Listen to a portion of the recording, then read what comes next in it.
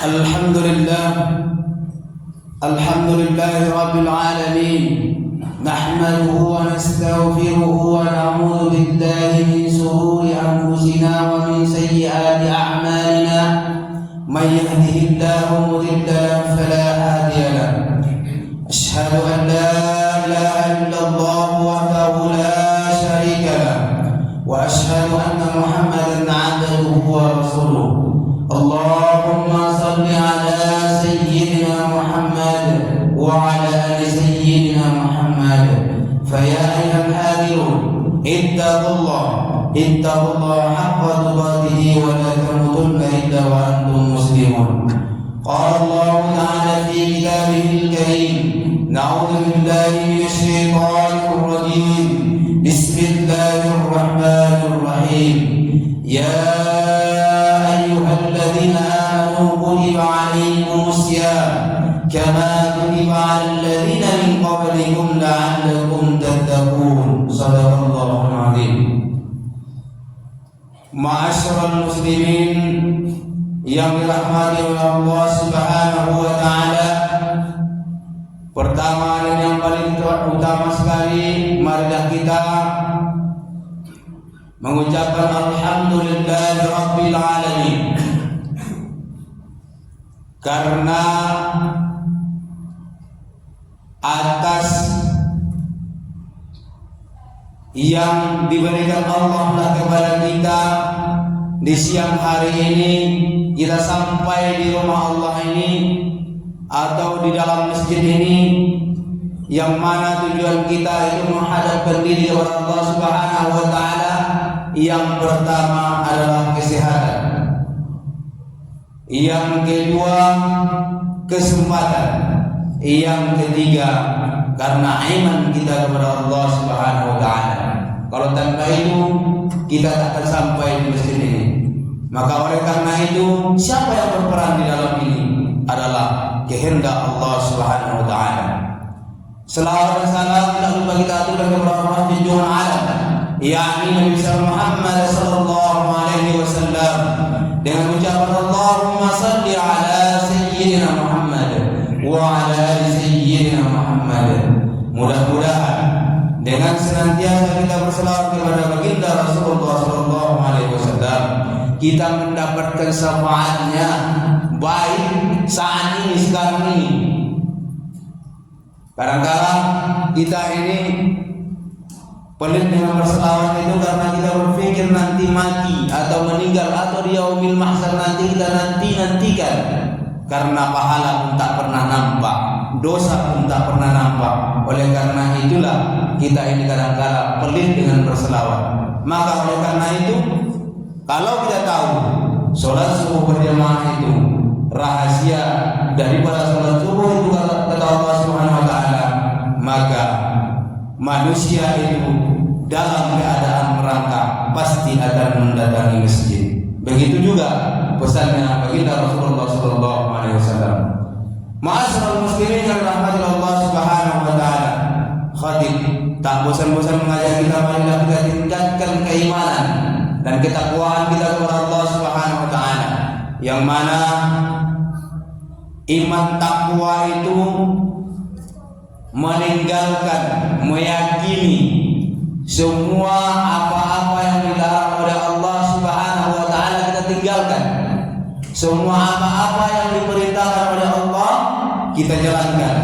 Itu sebenarnya takwa. Oleh karena itu, mudah-mudahan kita di dalam masjid ini semuanya dapat gelar yaitu tertinggi di hadapan Allah Subhanahu wa taala nantinya, la'allakum tattaqun. Ma'asyiral muslimin yang dirahmati Allah Subhanahu wa taala, ketika gunung Merapi itu meletus,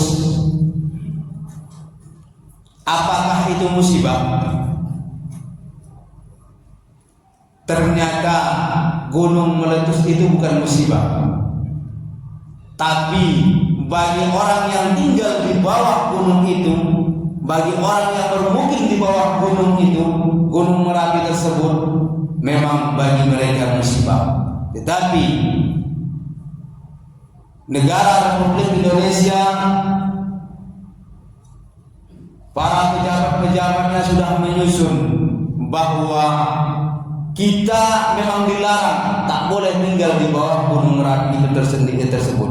Tapi masyarakat kita banyak yang ngeh. Nah, kenapa demikian? Karena Gunung Merapi itu adalah dia salah satunya untuk menstabilkan bumi yang kita pijak. Karena suatu yang bergerak atau yang hidup itu ada siklusnya. Ternyata gunung itu setiap detik ini dia mengumpulkan panas. Bagaimana panas itu ternyata dikumpulkan di gunung itu, di Gunung Merapi itu oleh Allah Subhanahu wa taala. Begitulah siklusnya supaya bumi kita ini tidak harus supaya seimbang ya, tidak goyang. Maka dalam Al-Quran dalam surah An-Naba itu dikatakan oleh Allah Subhanahu wa taala, wal jibala autada. Jadi gunung itu ternyata sebagai pasak bumi.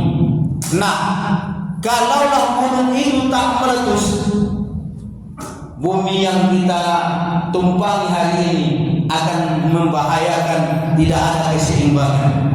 Maka tepat pada saatnya dia akan meletus.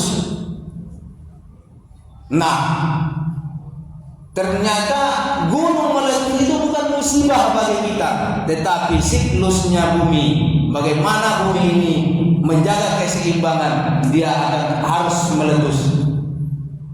Begitu juga kalau kita manusia ini makan sesuatu yang kita makan, sesuatu yang kita minum, siklusnya apa? Kalau semua yang kita makan itu ada ampasnya, itu siklusnya bagaimana kita itu BAB, buang air besar. Itu siklus tubuh kita, bagaimana menjaga keseimbangan tubuh kita, ya demikian. Kalau tidak,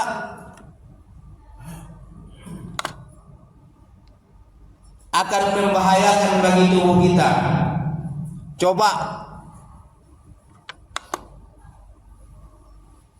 dalam 1 minggu aja saya rasa kalau kita tak BAB itu wajah kita kuning itu rasanya. Jelas pasti kita tidak akan merasa enak. Pasti bisa sakit. Nah, begitu juga di dalam Al-Quran, ya ayyuhalladzina amanu kutiba alaikumussyam kama kutiba alal ladzina min qablikum la'allakum tattaqun. Di situ, wahai orang-orang yang beriman, diwajibkan atas kalian berpuasa sebagaimana diwajibkan atas orang sebelum kalian. La'allakum tattaqun. Maka di situ kita harus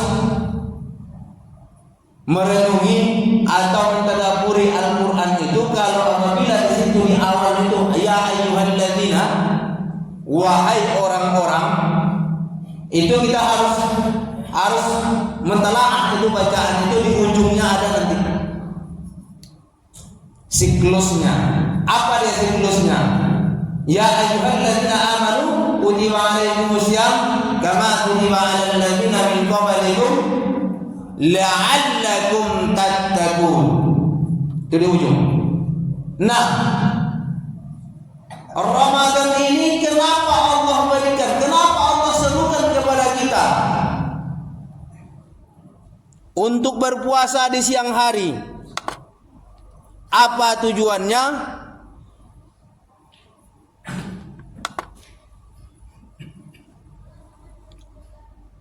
Ramadan ini diberikan kepada kita.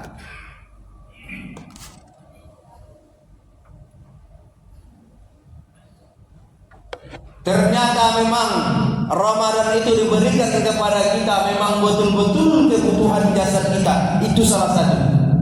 Yang pertama adalah kebutuhan jasad kita. Mana ada? 1 tahun ini kita itu makan dan minum tak ada aturan kadang. Dan kita pun ada aturan, tetapi kita ini sudah dihukum. Karena makanan yang kita makan itu hampir semuanya mengandung racun. Kecuali kalau kita nanam ubi di samping rumah kita beli, nah itu insya Allah aman. Tapi semua yang kita beli di pasar, sayur pun semuanya sudah mengandung racun. Maka Ramadan ini Allah berikan kepada kita dalam 1 tahun itu, salah satunya adalah bagaimana kita semua kembali siklus badan kita selama ini yang kita pakai supaya kita sehat. Nah, Allah berikan kepada kita berpuasa pada siang hari supaya bagaimana keseimbangan tubuh kita, bagaimana tubuh kita ini dalam 11 bulan yang lalu kita makan racun melalui makanan-makanan yang kita konsumsi. Ternyata memang melalui Ramadan ini luar biasa. Saya kemarin sebelum Ramadan itu 3 hari sebelum Ramadan itu dari sini ke dinding itu BM Honda itu gak nampak. Alhamdulillah di Ramadan ini udah jalan 3 hari Ramadan terang. Ternyata memang luar biasa Ramadan ini, itu salah satunya. Nah, maka siklusnya dalam 1 bulan itu memang 1 tahun itu inilah dia Hijriah, ini masih bulan 9. Tetapi nanti di bulan 9 kan pas setahun. Maka siklusnya badan kita ini memang dibutuhkan di bulan ini memang untuk berpuasa. Begitu juga sholat. Allah perintahkan kepada kita sholat itu memang betul-betul sholat kita itu memang kebutuhan jasad kita. Pas di waktu jamnya itu kita memang harus sholat. Karena gerak-geriknya sholat itu adalah berjuta-juta urap saraf kita disehatkan oleh Allah Subhanahu wa taala, diluruskan oleh Allah Subhanahu wa taala.